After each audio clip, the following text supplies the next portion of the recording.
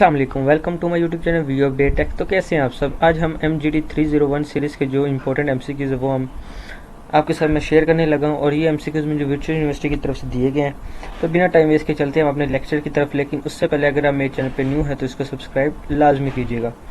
तो mass market such as target and venture stories ignore market segment difference and target the whole market with one offer with of the following their approaches segmentation undifferentiate marketing।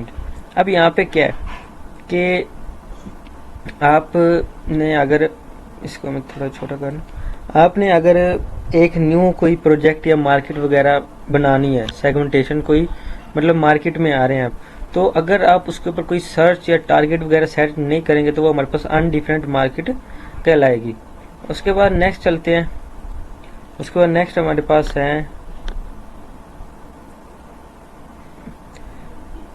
Consume product and services that having unique characteristics और brand identification refers to which one of the following product के।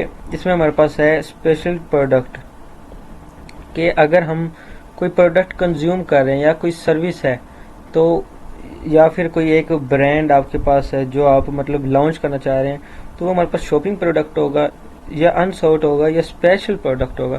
तो जाहिर सी बात है जब आप कोई एक नई सर्विस वगैरह देने जा रहे हो तो आप ऐसा प्रोडक्ट स्पेशल देते हैं ताकि न्यू जो यूज़र है वो आपसे खुश हो जाए और नेक्स्ट टाइम आपसे ऑर्डर करवाता रहे। फॉर एग्जांपल अब एक औरत है वो एक सुर्खी लगाती है तो वो सुर्खी आती है 500 रुपये की। तो अगर वो हर महीने सुर्खी ख़त्म और आपसे ले तो आपको 500 का प्रॉफिट होगा। तो अगर वो आपसे 10 साल तक लेती रहेगी तो आपको 10,000 का प्रॉफिट होगा। बट अगर आपने शुरू में उसको एक स्पेशल प्रोडक्ट ना दिया तो ये आपके लिए लॉस की बात है। तो उसके बाद next, which one of the following product Unix a lot of advertising, personal selling and offer market effort because consumer either does not know about or knows about but do not normally think about buying। के क्या किया आपने कोई एक product unique सा मतलब जिसके आप एडवर्टाइजमेंट कर रहे हैं या पर्सनल सेल कर रहे हैं या फिर उसको अदर मार्केट में सेल कर रहे हैं, consumer either does not known है तो आप जानते नहीं है कि या आप उस चीज़ के बारे में जानते नहीं है बाइंग करने से पहले, तो हमारे पास होगा अनसाउट प्रोडक्ट। ठीक हो गया। उसके बाद नेक्स्ट चलते हैं। नेक्स्ट हमारे पास है customer markets have been divide into different markets.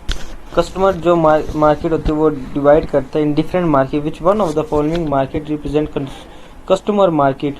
तो वो हमारे पास एक ओपन मार्केट कहलाएगी।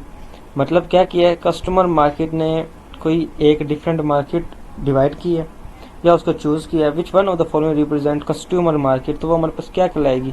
सबसे पहले नंबर पे तो वो हमारे पास ओपन मार्केट कहलाएगी। क्यों? क्योंकि उसने कोई एक फिक्स प्राइस अभी नहीं की या उसने कोई स्टॉक मार्केट नहीं की या उसने अभी तक रीसेलर नहीं की, तो हमारे पास ये एक ओपन मार्केट कहलाएगी।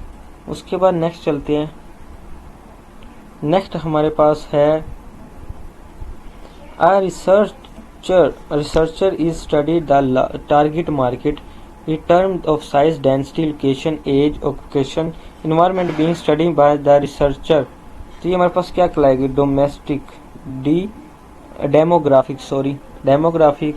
मतलब वो कह रहे हैं कि एक रिसर्चर है जिसने रिसर्च किया पहले टारगेट मार्केट कोई बनाने से पहले, उसने साइज देखा, डेंसिटी देखी, लोकेशन देखी, एज देखी, ऑक्यूपेशन देखा, फिर जाके उसने रिसर्च करके एक कंपनी या कोई चीज़ लॉन्च कर रहा है।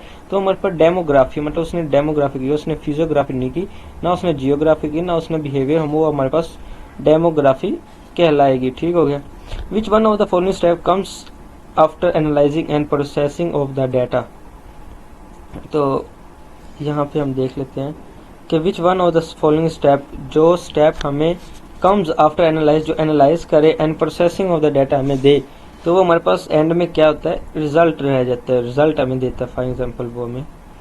अब नेक्स्ट है विच one of the following option best represent the involvement of the management and employees in the continuous improvement of the production of goods and services. तो हमारे पास टोटल क्वालिटी मैनेजमेंट होगा।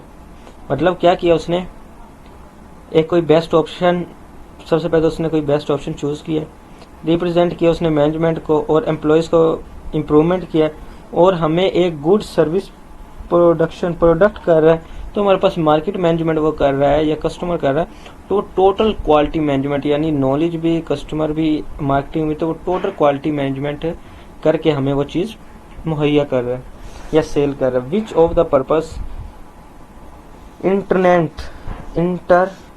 इंट्रानेट्स what is purpose of intranets हमारे पास क्या कहलाती है, communication among the employees, कि जो कम्युनिकेट हम करते हैं या बातचीत करते हैं एम्प्लॉयज़ के साथ, वो हमारे पास इंट्रांस कहलाती है। Next, a representative from Coca-Cola automatically stop for local fast food outcomes once month to determine how the soft drink syrup store will need the example of which type of the following organization purchase। वो क्या बात कर रहा है कि हमने कोई represent की थी कोको कोला जो ऑटोमेटिकली स्टॉप हो गई है बाय लोकल फूड की वजह से या सॉफ्ट ड्रिंक की वजह से, जिसकी वजह से वो या कोई चीज़ स्टोर की हुई हमें ज़रूरत नहीं है उस वजह से, तो वो हमारे पास कौन सी कहलाएगी। फिर उसके लिए हमें एक न्यू टास्क बनाना पड़ेगा, मॉडिफाई रीबाय, तो हमें उसको रीबाय करना पड़ेगा। मतलब कि उसको हमें, सेल्स का मतलब ही ये है कि अगर आप किसी चीज़ को सेल करना चाहते तो आप क्या करें।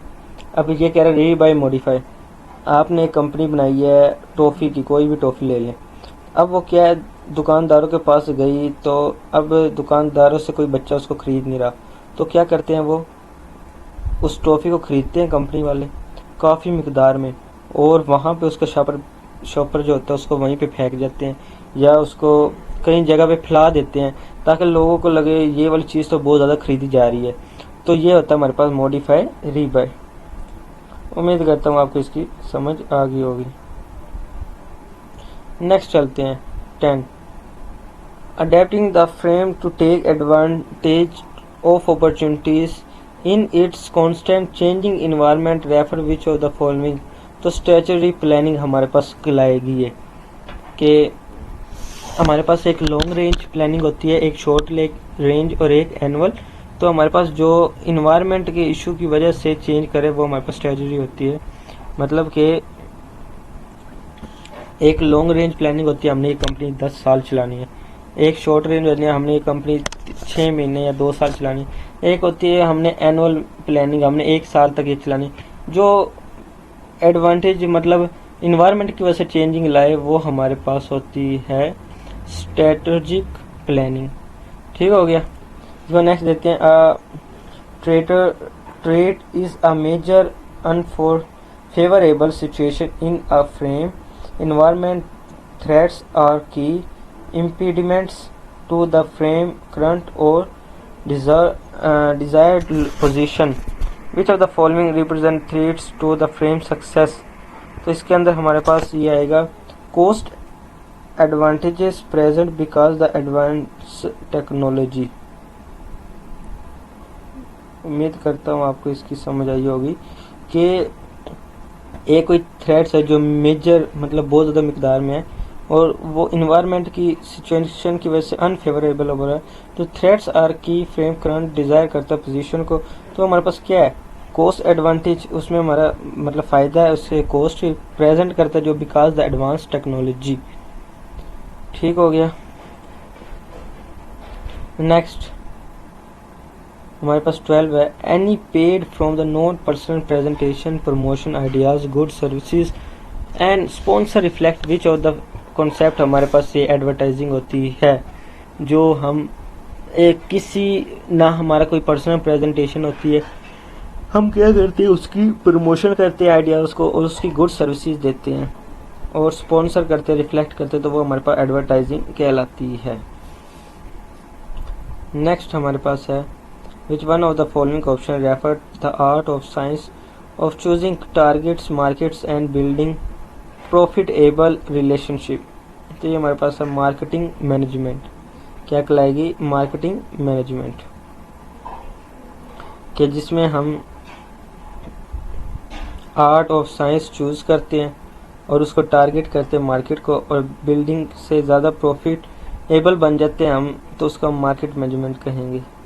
When a current target different demographic groups to increase attendance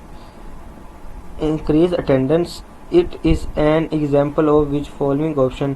तो हमारे पास नॉट फॉर प्रॉफिट मार्केटिंग कहलाएगी। नॉट फॉर प्रॉफिट मार्केटिंग के हमने एक टारगेट को डिफरेंट डेमोग्राफी मतलब डिफरेंट ग्रुप्स में उसको इंक्रीज किया एक, तो वो हमारे पास एग्जांपल होगी नॉट फॉर प्रॉफिट मार्केटिंग। तो इससे हमारी मार्केटिंग को प्रॉफिट नहीं होगा बल्कि हमें उसको एक अटेंडेंस के तौर पर उसका हमने एक इंक्रीज किया। When Nokia introduce new mobile set the market response the consumer demand. तो कस्टमर कॉन्सेप्ट कि जब नोकिया का मोबाइल इंट्रोड्यूस किया आया था, न्यू मोबाइल सेट किया गया था, तो मार्केट को इसका रिस्पॉन्स कंज्यूमर डिमांड मतलब लेने के बाद इसका डिमांड ज़्यादा हुई थी। एक हमारे पास कस्टमर होता है और एक हमारे पास कंज्यूमर होता है। जो कस्टमर होता है वो उस चीज़ को लेने वाला होता है, कंज्यूमर उसको यूज़ करने के बाद वाला जो आदमी होता है वो होता है कंज्यूमर। या जो कोई चीज़ जैसे फ्रूट है उसको यूज़ एक तो कस्टमर लेता है, वो फिर घर जाता है, अगर उसके बीवी बच्चों ने खाया है तो वो कंज्यूमर है, अगर उसने भी वो खाया है तो वो कंज्यूमर है वो भी। अब next, which one of the following is key to build lasting relationship with customer certification. क्या बता रहे हैं कि बिल्ड करें लास्ट रिलेशनशिप विद कंज्यूमर का रिलेशनशिप तभी होगा जब हमारे पास कस्टमर सर्टिफिकेशन होगी।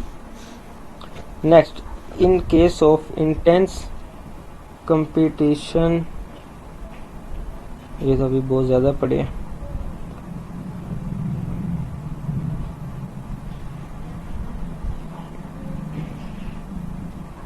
इसके बाद नेक्स्ट हम देखते हैं, in case of an intense competition there are a number of manufacturers and buyers who have more options for product switching, which one of the following force represent it। तो हमारे पास bargaining power of buyers कहलाएगा। Next, the network of connect people within a company to each other and to the company network reflect with one of the following network. तो ये हमारे पास इंटरेंट्स कहलाएगा। ये अभी हम नीचे भी ऊपर पढ़कर आए थे। ABC कोई कंपनी है, वो आइडेंटिफाई कर रहा है, डेवलप कर रहा है एक न्यू मार्केट को, और ABC कंपनी क्या कर रही है, उसको एक्सप्लोर कर रहे हैं। तो ये क्या होगा, हमारे पास एक मार्केट को डेवलपमेंट कर रहे हैं। Which one of the following chief goal of the implementation function in marketing process. तो ये हमारे पास टर्न प्लान्स इनटू एक्शन।